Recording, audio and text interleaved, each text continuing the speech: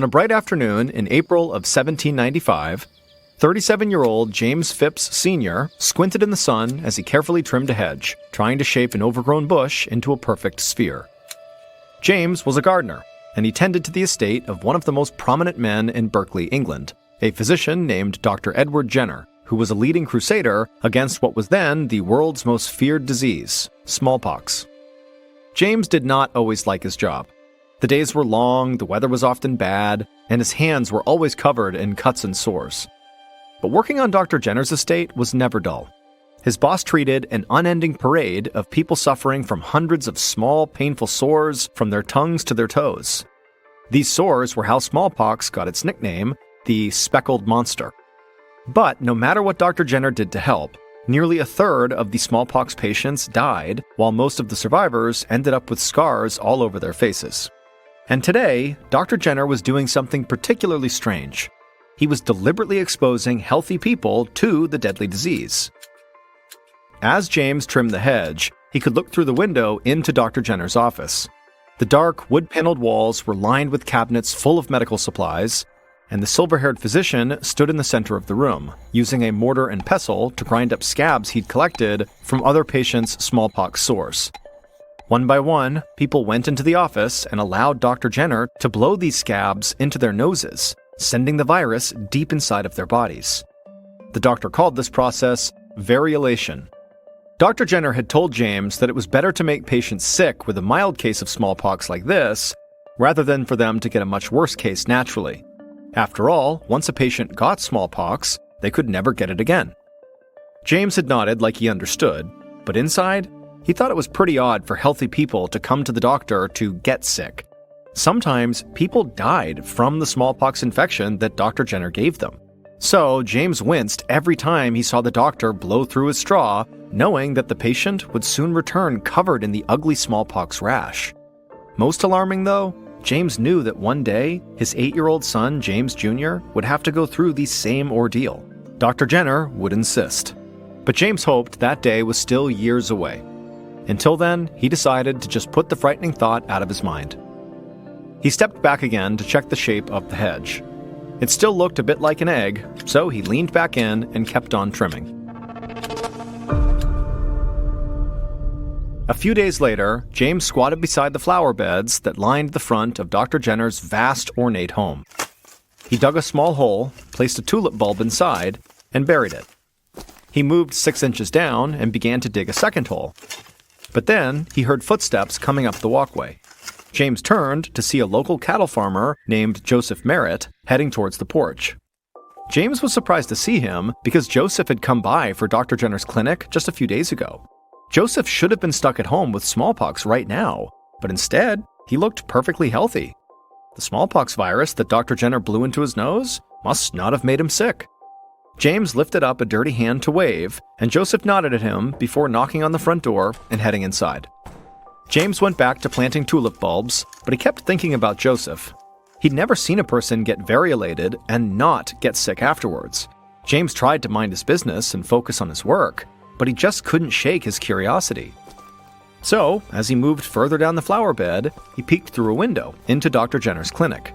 Joseph sat on a wooden exam table, and to James's horror, the doctor was blowing a straw into Joseph's nose. He was exposing Joseph to smallpox again. James kept looking through the glass, wondering how Joseph had managed to avoid catching smallpox the first time.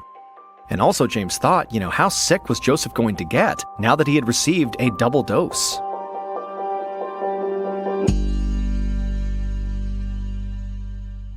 About a year later, in May 1796, Dr. Edward Jenner was enjoying a quiet morning in his sunroom, sipping an after-breakfast cup of tea, when he heard a knock at his door. A few moments later, one of his servants came into the sunroom and told him that a messenger had come from a nearby village. There was a pox outbreak at one of the villagers' farms, and they needed Dr. Jenner's help. Dr. Jenner thanked the servant and immediately went to get dressed. He put on a blue coat with gold buttons and pulled his shoulder-length silver hair into a low ponytail. Then he packed his traveling medical kit with supplies, walked outside to his stable, and got on one of his horses. Dr. Jenner was the only practicing physician within 400 square miles, so he was used to traveling long distances for his patients. Luckily, this particular village was not too far away. He rode through the countryside for about half an hour, and when he spotted the farm he was looking for, he pulled on his horse's reins and slowed to a stop. Dr. Jenner got off his horse, tied the animal to a fence post, and walked towards a small house on the farm. But before he made it to the front door, it swung open, revealing a scruffy-looking man in work clothes. The farmer beckoned Dr. Jenner inside into a small sitting room. There, Dr. Jenner saw a young woman sitting on the couch, cradling her right hand. She was very pretty, with long brown hair and light eyes, but she looked like she was on the verge of tears. Dr. Jenner sat next to her and asked for her name. With a shaky voice, she said her name was Sarah Nelms. Then she held out her right hand and showed Dr. Jenner the big pus-filled sore between her thumb and pointed finger. She explained that the previous morning, she'd been out picking roses when a thorn scratched her hand. Then, this morning, Sarah had woken up with this huge sore right where the scratch had been. Now, she felt exhausted and feverish, and her hand was throbbing. Tears began to roll down her cheeks, and through sobs, she told the doctor that she was certain she had smallpox. Dr. Jenner nodded sympathetically and then gently took Sarah's hand. Her sore did look like a smallpox spot, but Dr. Jenner knew that Sarah did not have smallpox because the disease didn't start on people's hands. It started in their mouths, then spread across their faces and down their limbs. So he reassured the girl that she didn't have smallpox, but he did have a hunch about what was making her sick. Dr. Jenner turned to the farmer and asked him to point out the barn where Sarah worked. He needed to see it for himself. Moments later, the farmer led Dr. Jenner into a wooden barn where about 30 dairy cows were eating and resting. A few of the animals turned to look at the men, and Dr. Jenner approached one of them and leaned down to look at its udder. And he saw exactly what he was expecting. The cow's udder was covered in a bumpy, scabby rash. It had dozens of sores, just like the one on Sarah's hand. Dr. Jenner walked around the barn and found that every single cow had a similar rash. Dr. Jenner was not a veterinarian, but he knew that this disease was a relative of smallpox called cowpox, and it could be spread from livestock to humans.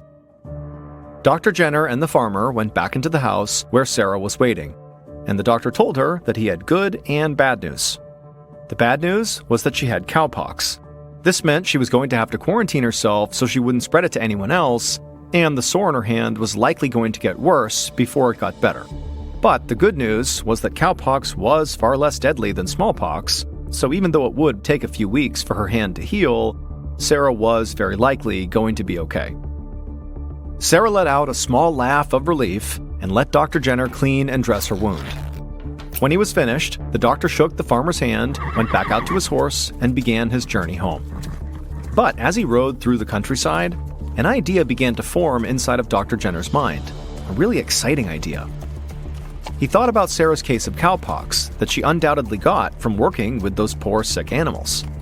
It occurred to him that he had treated many milkmaids on many different farms for cowpox. However, he couldn't actually think of a single milkmaid who ever got sick with smallpox. And that reminded him of Joseph, the cattle farmer from a year ago, the one who did not get sick after his smallpox variolation. Just like Sarah, Joseph worked with cows every day, and Dr. Jenner just could not make Joseph sick with smallpox, no matter how hard he tried. This raised a question for Dr. Jenner, one that he needed to answer right away. He pressed his right leg into his horse's side, and the animal sped up from a trot to a gallop to an all-out run. Dr. Jenner held on tight, anxious to get back home. Sitting in his office chair that same afternoon, the doctor rifled through a cabinet full of local medical records. He found the file for Joseph Merritt, the cattle farmer he'd tried to variolate last year, and in Joseph's medical history, Dr. Jenner found the answer to his burning question.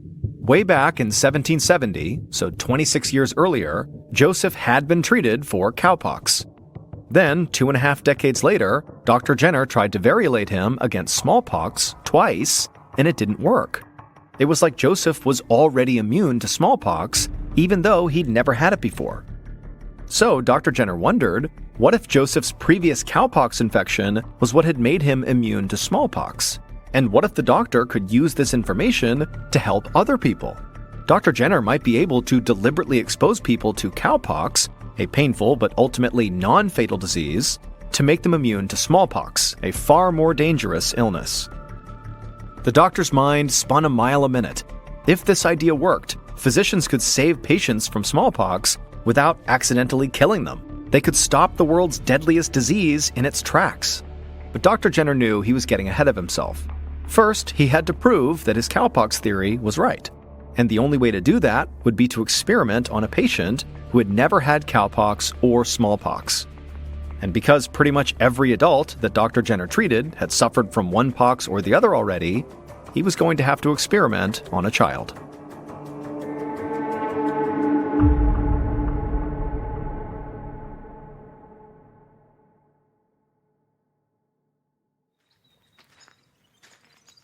On May 14, 1796, James Phipps Sr. held his son's hand as they walked towards Dr. Jenner's estate. They passed the hedges James had trimmed and the tulips he'd planted, but James was not thinking about his work. He was thinking about the fact that his son was about to become a human science experiment. A few days earlier, Dr. Jenner had asked James if he'd be willing to let him test his theory on Junior. The doctor believed cowpox made people immune to smallpox, so he wanted to infect Junior with cowpox, then try to infect him with smallpox. If Junior didn't get sick, it would prove the doctor's theory was correct. But if Junior did contract smallpox, it would prove Dr. Jenner wrong, and the little boy would face a 30% chance of death. At first, James said no way. Dr. Jenner's theory was mostly based on the fact that one cattle farmer, Joseph Merritt, couldn't catch smallpox. That wasn't exactly foolproof evidence. Plus, Joseph was an adult, Junior was a child, and children were almost always more susceptible to disease. James knew if he agreed, he was going to be putting his son in mortal danger. But still, James also knew that Dr. Jenner was one of the best physicians in the country, and he did trust him. But also, there was just the harsh reality that at this time, a lot of people were getting smallpox, and when they got it, a lot of them died. And so maybe putting his son in danger now was ultimately saving his life. So James ultimately agreed to the plan. He led his son up to the front door, knocked, and a moment later, a servant showed them to the doctor's office. Inside, James saw Dr. Jenner sitting next to a young brunette woman with a bandaged right hand. Dr. Jenner stood up to say hello, then leaned down and told Junior that the woman's name was Sarah and she was going to be helping with the procedure. She'd actually come out of her quarantine just for this. Junior glanced at his father nervously, and James gave him an encouraging nod. While Junior sat on the exam table, Dr. Jenner unwrapped Sarah's bandage, revealing the cowpox sore underneath. Then, the doctor grabbed a scalpel from one of the cabinets and asked Junior to hold out his arm and stay still. Dr. Jenner held Junior's wrist while he brought the scalpel towards the outside of the boy's upper arm. James put a reassuring hand on his son's shoulder, and Junior drew in a sharp breath as the doctor pressed the scalpel down and dragged it about an inch across his skin. Dr. Jenner made one more cut beneath the first one, then did the same thing on Junior's other arm. Then, Dr. Jenner turned to Sarah and used the same scalpel to poke a hole in the top of her cowpox sore. Yellow pus began to leak out the top, and right away, Dr. Jenner got a small spatula to gather some of it up. Junior squirmed, but James tightened his grip on his son's shoulders to keep him still as the doctor wiped the pus directly into the cuts on both of Junior's arms. Junior looked completely grossed out, and James did too, but James was also glad that at least this part of the experiment was over. He let go of his son's shoulders, and they headed back home.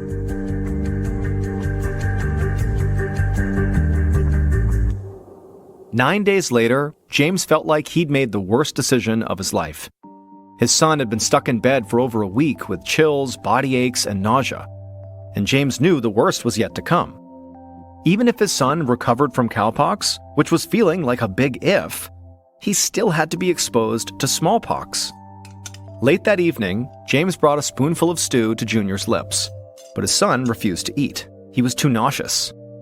A voice in the back of James's mind told him that he had put his son through all this suffering for nothing.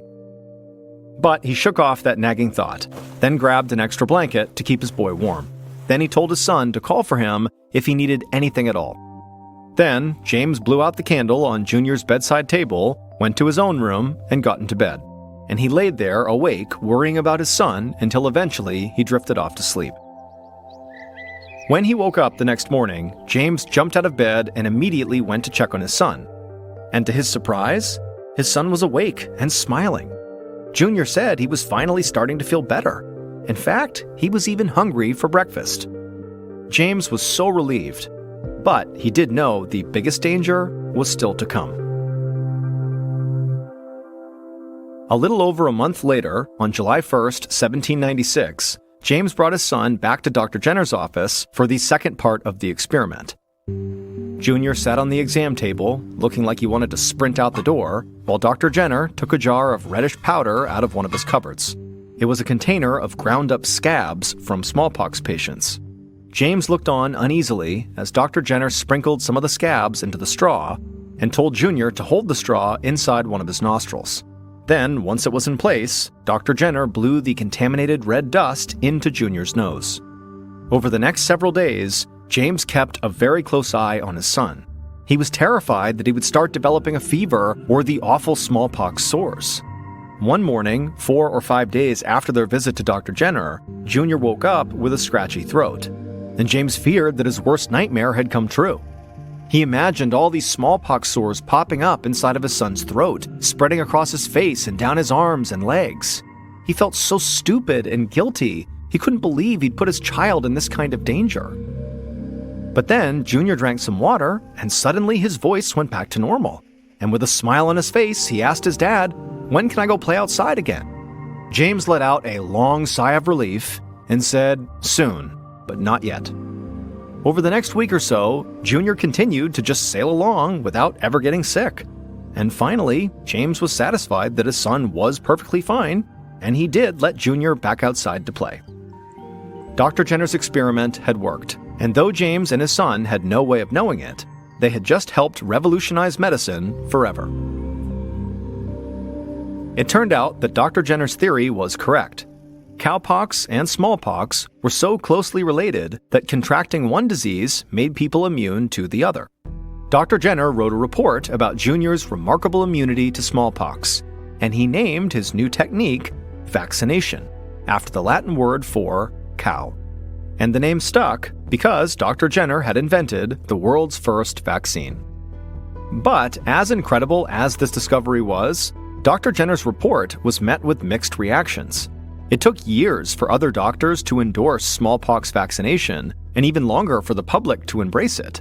But Dr. Jenner believed in his new methods so much that he devoted the rest of his life to vaccinating patients and teaching other doctors how to do the same. Over the next century, Dr. Jenner's smallpox vaccine saved millions of lives every year. Then, in 1967, almost 2 centuries after James Phipps Jr. took part in Dr. Jenner's experiment, the World Health Organization began a campaign to permanently eliminate smallpox, and by 1980, they did it. A disease that caused countless deaths and immeasurable suffering was literally wiped off the face of the earth. And it all began with a sick milkmaid, a gardener's son, and a very creative doctor. You're listening ad-free on Amazon Music.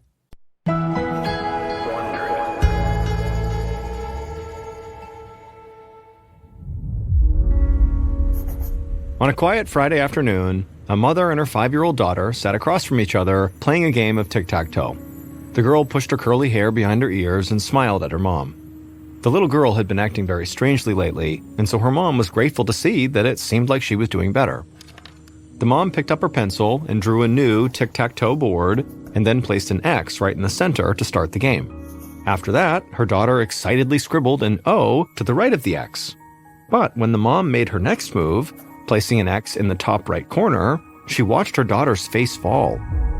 The girl could see she was 1 X away from losing the game, and she began to whine. The mom tried to reassure the girl that it was just a game, but the girl continued to pout and kind of be upset as she placed an O in the bottom center square.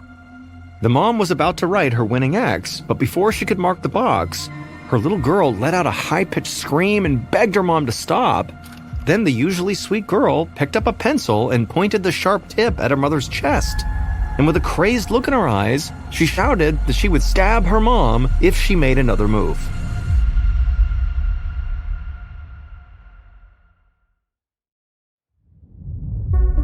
From Ballen Studios and Wondery, I'm Mr. Ballen, and this is Mr. Ballen's Medical Mysteries, where every week we will explore a new, baffling mystery originating from the one place we all can't escape, our own bodies. So, if you like today's story, the next time the follow button is at your house, tell them you just got a brand new cute kitten, and if they want, they can go pet it. It's in the guest room. But don't tell them that your kitten is actually a rabid adult Bengal tiger.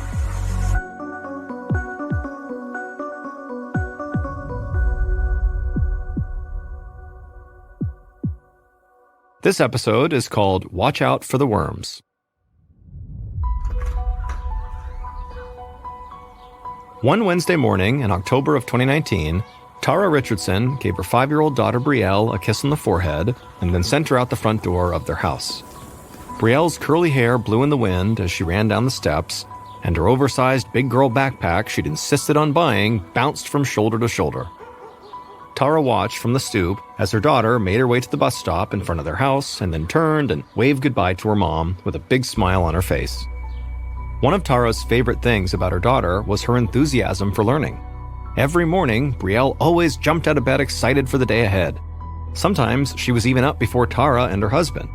They'd walk into the kitchen to find Brielle waiting, already dressed for school. Just a month ago, Brielle was even given a special award in her kindergarten class for upholding their school's motto, being responsible, respectful, and resourceful. However, last week, Brielle actually had to miss school while she recovered from a nasty cold, and it drove the little girl crazy. Tara thought about how glad she was that Brielle could go back to class now. Tara craned her neck and spotted the school bus a few blocks away. She gave Brielle one last wave and then walked inside and shut the door behind her. Her husband John had already dropped their other kids, Tommy and Sarah, off at preschool, which gave Tara just enough time to get herself ready for her busy day ahead. Tara was a psychiatrist in Wichita, Kansas, and had recently transitioned to working as a traveling therapist. Instead of working in one place, she spent her days traveling to different children's psychiatric hospitals and senior care facilities. Tara had just turned around to head upstairs to change when she heard somebody pounding on their front door. And so Tara rushed forward, worried something had happened to her daughter. She threw open the door and actually found Brielle standing there, crying and out of breath. Tara knelt in front of her daughter and asked what was going on, but Brielle could barely speak through sobs and full-body tremors. Tara quickly identified that her daughter, for whatever reason, was having a panic attack. And so, in a calm voice, she told Brielle to breathe in slowly for 3 counts and then out for 3 more. And as Brielle's breathing began to even out, Tara ushered her inside and then ran to the kitchen for a glass of water. When she returned, water in hand, Brielle was sitting on the carpet next to the front door. Tara peeked out the window and saw the school bus idling outside. She sat down next to Brielle and explained that the bus was going to have to leave without her. Brielle said she didn't care. She didn't want to leave the house and she didn't want to go to school. Alarm bells went off in Tara's mind. Her daughter always wanted to go to school. Tara wondered if maybe something had happened recently. Maybe her daughter was being bullied. 15 minutes later, Brielle had finally calmed down enough to have a conversation with her mom. She would agree to go to school, but she let her mom know she was not happy about it. By the time Tara pulled up to Brielle's school, the first bell had already rung, and so Tara knew her daughter would be marked late. Tara watched her daughter grudgingly make her way to the front door of the school. The usual lightness in her step was gone. After Tara was certain that Brielle had gone inside the building, she pulled away from the curb and began the drive home, racking her brain for an explanation for Brielle's behavior.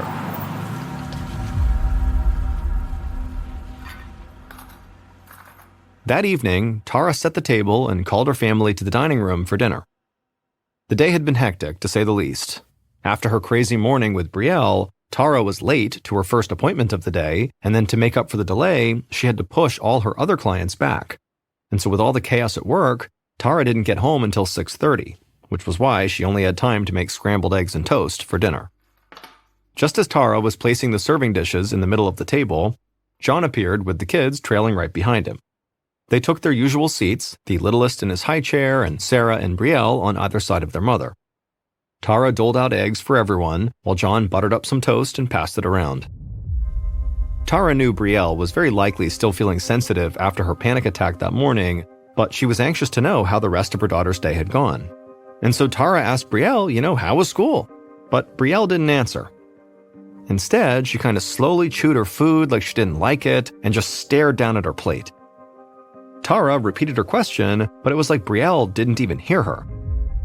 Tara reached out to her daughter, trying to get her attention, but as she did, Brielle burst into tears. Tara watched as Brielle quickly became hysterical and started sobbing so hard she couldn't even chew her food. And then before long, she began choking on her eggs, gasping that she couldn't breathe. Tara and John jumped out of their seats and ran to Brielle, trying to get her to swallow the food. Finally, Brielle did calm down long enough to take some sips of water and get the eggs down. And when Tara asked her what happened, Brielle cried that she'd swallowed a piece of eggshell. She insisted that it was actually still in her mouth, or maybe stuck in her throat now. Tara was not so sure, but she led Brielle to the living room and had her lie down on the couch. And then Tara used her phone's flashlight to look inside of Brielle's mouth, all the way to the back of her throat, but she didn't see anything, no eggshells, nothing. And so she promised Brielle there was nothing to worry about, there was nothing stuck in her mouth or her throat. But her daughter said that was only because she had already swallowed the eggshell. And so she told her mom she was now scared this was going to kill her, this eggshell. But as much as Tara tried to convince her daughter that she really was okay, Brielle absolutely refused to eat any more of her dinner and spent the rest of the night absolutely obsessed with this eggshell. The next day, Tara woke up feeling refreshed. She hoped Brielle felt better too, and hopefully had forgotten about the eggshell incident, and so Tara brushed her teeth, then headed down the hall to Brielle's room to help her get ready for school. And she was surprised to see that Brielle was actually still lying in bed. Tara told her that, the bus is going to be here in 45 minutes, and Brielle still had to get dressed and eat breakfast. But as soon as Tara mentioned school, Brielle began to panic. She scrunched up her face and started crying that she couldn't go. She was not going to go. Tara tried to reason with her daughter. She explained, it's already Thursday, Brielle only had 2 more days before the weekend. And also, Tara reminded Brielle that she loved school. Tara even promised to put Rice Krispie treats in her lunch, Brielle's favorite snack. But mentioning food only seemed to make Brielle more upset. Through tears, she told her mom that she was now worried that she had accidentally swallowed a worm. Tara couldn't believe it, but she did her best to try to calm Brielle down and promised her there was no way she had swallowed a worm. But Brielle wouldn't hear it, and she just kept on crying. Eventually, Tara was able to finally convince Brielle that she was okay, but then the sound of the approaching bus outside set off a whole new wave of anxiety in the little girl. And Brielle dove under her covers, hiding her face, screaming she was not going to go to school. And so as this was happening, Tara decided, you know what, Brielle is in no shape to go anywhere today. In fact, she was starting to worry that there might be something seriously wrong with her daughter. And so she told Brielle that she could stay home this morning, and then she turned to get her cell phone from her bedroom. Tara dialed her office manager and explained she would need to cancel all her appointments for the day because she was dealing with a family emergency.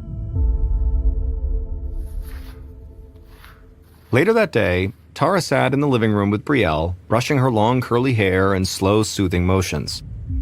Once Tara had told her daughter that she could stay home, Brielle had actually mostly calmed down. It still had taken most of the morning for the little girl to start acting like herself again, but Tara was just happy that Brielle was not focused on, eating worms or eggshells anymore. But as Tara continued to brush her daughter's hair, Brielle began to fidget and shake her head from side to side. Tara asked her to sit still and tried brushing her hair again, but it was hopeless. The little girl kept craning her neck, trying to look at her hair, and then she just kept on shaking her head from side to side, trying to get her mom to stop brushing. Tara put the brush down and asked her, what's going on? And Brielle looked at her mom with terror in her eyes and said she was really worried that she just swallowed a whole bunch of hair while her mom was brushing it. Tara explained that maybe a little bit of hair had come loose, and it was definitely all in the hairbrush. Tara even showed Brielle the brush. But her daughter insisted there was more hair that Tara had not seen, and that was the hair she had swallowed. At this point, Tara knew the best thing she could do for Brielle was to actually show her that she was okay. So she grabbed her phone's flashlight and once again peered inside her daughter's mouth, and as she did, she told Brielle there was no hair, there was nothing in there. But her daughter just shook her head in disbelief. Brielle jumped up from the couch and ran to the bathroom, and when Tara caught up to her, she saw her daughter sitting on the bathroom counter looking in the mirror, her mouth wide open as she checked for loose hair. The following afternoon, Tara suggested that she and her daughter play a game of tic-tac-toe, one of Brielle's favorites. And Brielle immediately lit up at the suggestion, so Tara grabbed some paper and some pencils. The game started out fine, but as the game progressed, and it seemed like Tara was going to win, Brielle became increasingly agitated. In fact, she got really mad every time her mom made a move she didn't like. And then suddenly, Brielle actually threatened to stab her mom with a pencil. Tara was shocked. Her daughter had never, ever been violent before. Tara thought about how rapidly her daughter's behavior had deteriorated over the last 2 days. At this point, she couldn't even recognize this little girl sitting in front of her. And so it was becoming increasingly apparent to Tara that if Brielle did not get better soon, she would need professional help from someone other than her mother.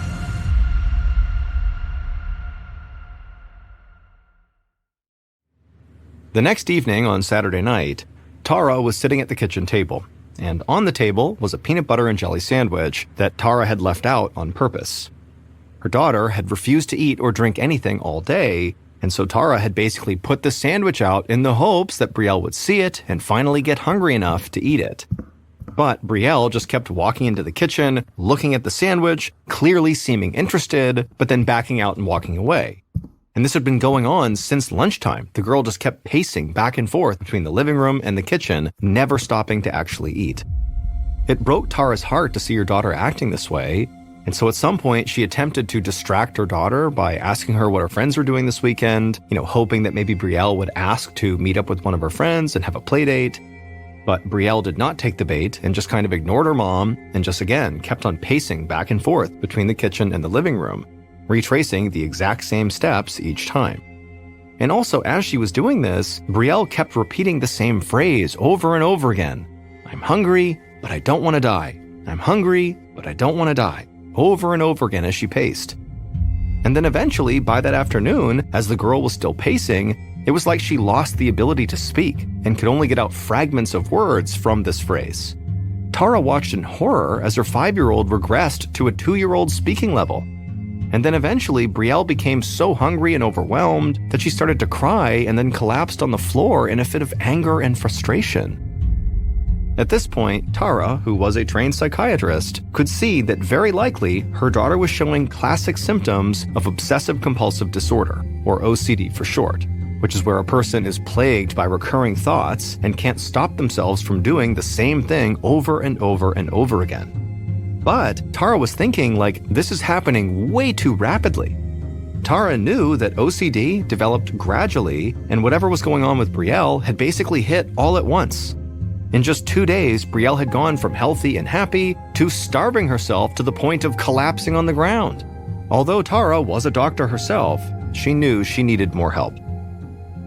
A few minutes later, Tara paced around the kitchen, phone to her ear, as she explained what was going on with her daughter to the on-call pediatrician at the local hospital.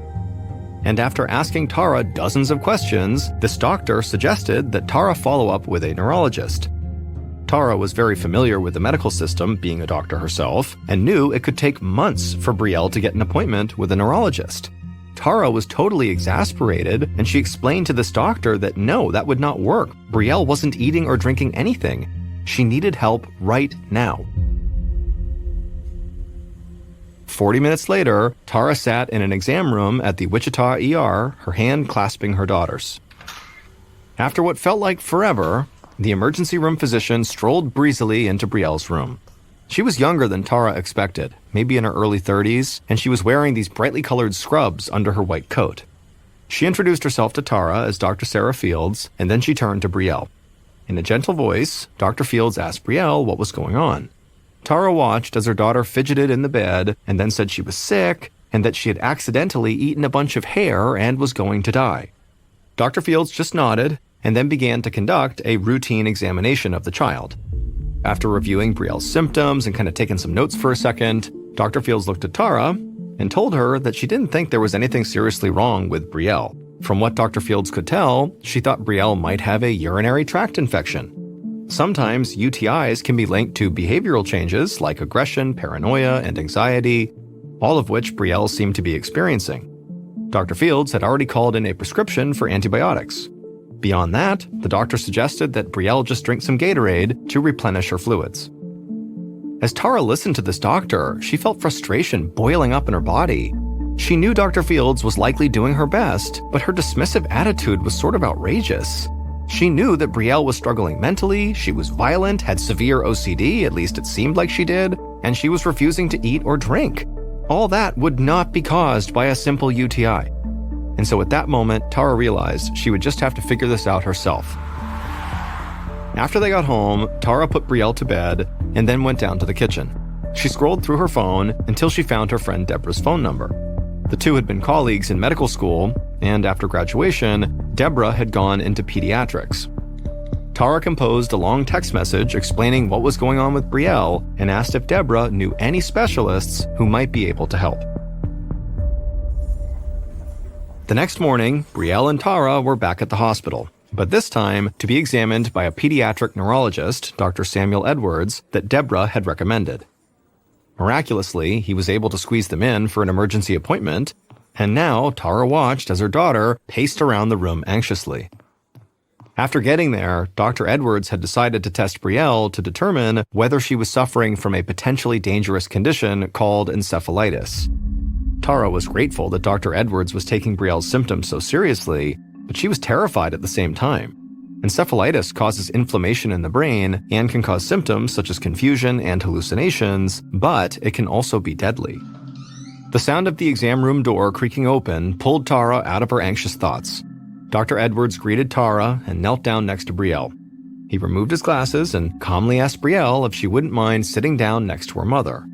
But it was like Brielle didn't hear him. She just stood there swaying back and forth. But Dr. Edwards was unfazed. He just said that was fine, Brielle could stay where she was. Dr. Edwards stood up and turned to Tara, and he explained that the MRI and the other tests they'd done on Brielle showed no signs of encephalitis or any other problem. He said he consulted with his medical team, and nobody was quite sure what to do next, but they did think Brielle was dealing with some sort of psychiatric condition.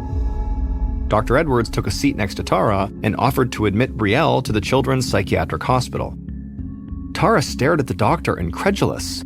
She tried to control the anger she felt coursing through her body as she explained that she was the admitting psychiatrist on call for the Children's Psychiatric Hospital. She had witnessed the onset of Brielle's baffling symptoms herself, and in her experience, psychological issues do not present themselves this quickly and with such force, so this did not seem like a psychological issue. Dr. Edwards listened intently, nodding sympathetically. He looked over at Brielle, who was fidgeting and now sitting on the floor, and then back at Tara. And then the doctor said there was one more thing they could try. He knew of a neuropsychologist in Wichita who studied new and rare diseases. It was a long shot, but he might be able to figure out what was wrong with Brielle. Tara was very skeptical, but at this point, she was willing to try anything. And so after a moment, she thanked Dr. Edwards and asked him to please put her in contact with this physician right away. On Monday morning, Tara sat next to her daughter at the neuropsychologist's office. Brielle squirmed uncomfortably in her chair as the doctor asked Tara a series of questions about Brielle's recent health history.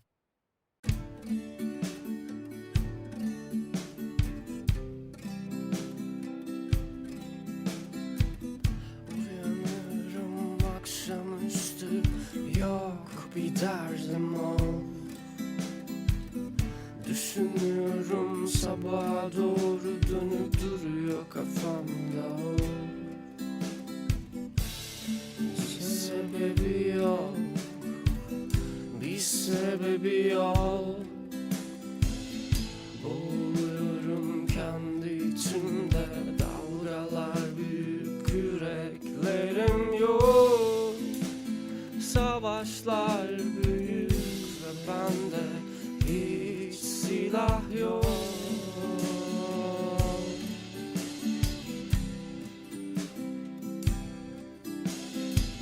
Savaşıyorum arkam aynı, kapalı gözler aynı.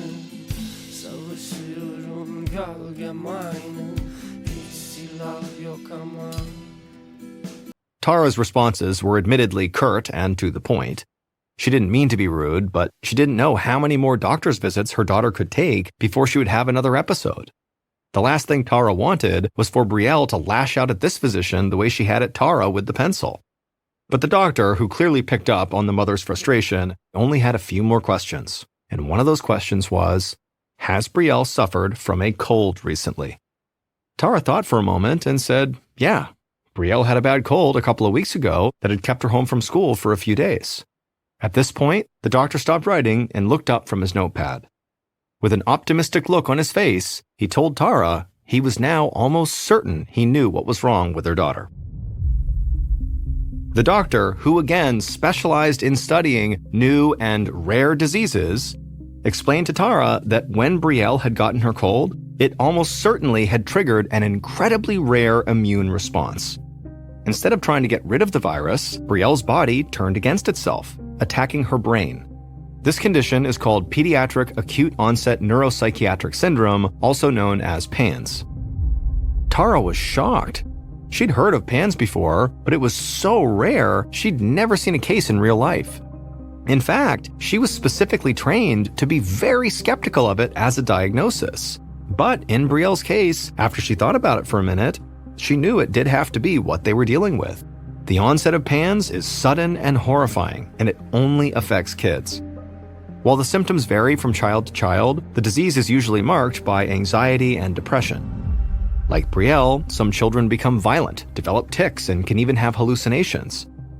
Parents whose children have had PANS said their kids became completely different, seemingly overnight, just like what had happened to Brielle. But because PANS is so rare, it can sometimes take months or even years to correctly diagnose it. Tara was incredibly thankful that this doctor had been able to get the right answer in just 5 days. And she was especially grateful because the type of inflammation PANS causes is very hard to find on an MRI, like the one Brielle had gotten. And the disease is so rare, nobody else had thought to look for it.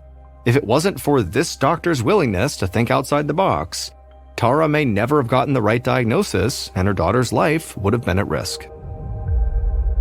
Although Brielle was quickly diagnosed, she was not able to get the treatment she needed in Kansas. There was only one doctor in the state who treated PANS, and he couldn't see Brielle right away. Brielle's family ended up finding a specialist in Arizona who prescribed ibuprofen and steroids to treat the inflammation in her brain. And so even though Brielle's treatment began quickly, within a couple of weeks of showing symptoms, it still took 3 months to recover. In the wake of Brielle's battle with PANS, the Richardson family traveled to Topeka, Kansas to lobby the Kansas legislature to provide better care for children with PANS. Thanks to Tara and Brielle, Kansas did pass new PANS legislation in 2022 that provides medical coverage for children affected by this terrifying and rare disease.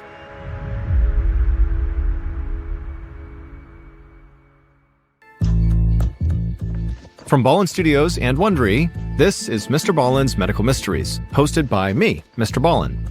A quick note about our stories: we do sometimes use aliases because we don't know the names of the real people involved. And also, in most cases, we can't know exactly what was said in these stories, but everything is based on research. And also a reminder, the content in this episode is not intended to be a substitute for professional medical advice, diagnosis, or treatment. This episode was written by Natalie Pritzovsky. Our editor is Heather Dundas. Sound design is by Matthew Chaleli. Our senior managing producer is Nick Ryan. And our coordinating producer is Taylor Sniffen. Our senior producer is Alex Benedon. Our associate producers and researchers are Sarah Bytak and Tasia Palakonda. Fact-checking was done by Sheila Patterson. For Ballen Studios, our head of production is Zach Levitt. Script editing by Scott Allen and Evan Allen. Our coordinating producer is Samantha Collins. Production support by Avery Siegel. Executive producers are myself, Mr. Ballen, and also Nick Witters. For Wondery, our head of sound is Marcelino Villapando. Senior producers are Loredana Palavoda and Dave Schell.